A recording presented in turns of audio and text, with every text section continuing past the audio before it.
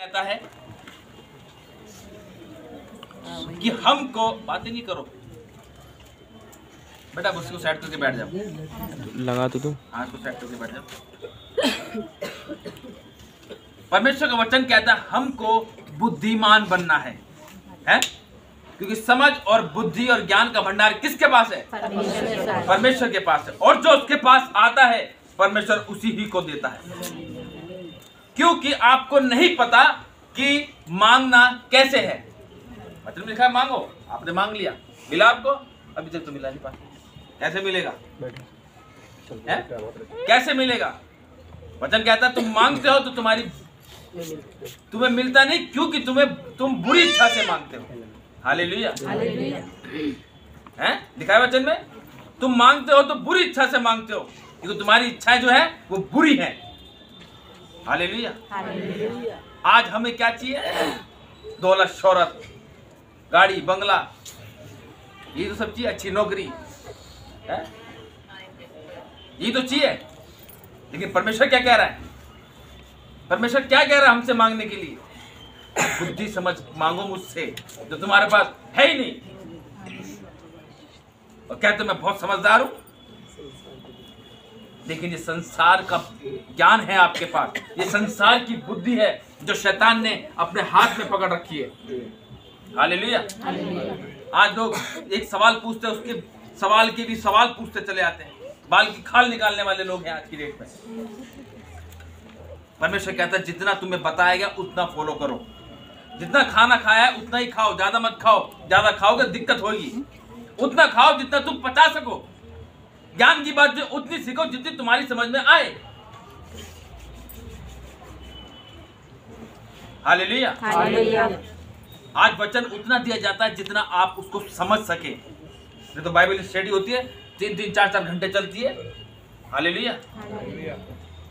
आज वचन छोटा इसलिए दिया जाता है ताकि आप उस चीज को समझे, क्योंकि ज्यादा वचन जो इंसान पढ़ता है, तो वचन में भी लिखा है कि ज्यादा पढ़ना देह को थकाता है।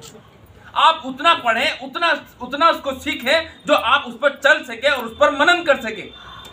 अब मैं बोलता चले हूं, आपको समझ में नहीं आया तो फिर तो बेकार है। और अगर थोड़ा बता के भी और समझा के भी अगर उस पर आप नहीं चले तो फिर बेकार है आपको समझाना। मैंने पिछले हफ्ते बिल्कुल इजीली तरीके से मैंने आपको बताया था कि उसके विश्राम दिन को शुद्ध मत करो। उस दौड़ पे दौड़ो धीरज के साथ, जो परमेश्वर की ओर दौड़ हमें लेके जाती है। संसार की दौड़ में ना भागो, क्योंकि संसार के पीछे भागोगे गड्ढे में जाओगे। हालेलुया। तो ये परमेश्वर का हमें वचन बताता है। पढ़ेंगे इसको एक अध्याय और उसकी 7 आयत से इसको हम पढ़ेंगे एक की साथ। हेडिंग पढ़ दो। बुद्धि के लिए सुलेमान की प्रार्थना। अब देखो, राजा सुलेमान ने परमेश्वर से क्या मांगा था? धन दौलत मांगी थी? क्या मांगा था उसने? पीछे वाले बुद्धि मांगी थी उसने। उसने ये नहीं कहा परमेश्वर मुझे दौलत दे दे, शोहरत दे दे, पैसा दे दे, घर दे दे, मकान दे दे, दुकान दे दे, एक अच्छी बीवी दे दे। नहीं मांगा उसने कुछ भी ऐसा। उस पे ऑलरेडी था इतना। लेकिन वो जानता है, परमेश्वर हर बात को जानता है। पढ़ेंगे इसको। उसी रात को परमेश्वर ने सुलेमान को दर्शन देकर उससे कहा, जो कुछ तू चाहे कि मैं तुझे दूं वह मांग। अब देखो परमेश्वर ने उसको कैसे दिया? स्वप्न में उसको दर्शन दिया। हालेलुया। परमेश्वर ने राजा सुलेमान को दर्शन दिया और दर्शन में उससे पूछा कि बेटा तू मुझसे क्या चाहता है कि मैं तुझे दूं। पढ़ेंगे इसको।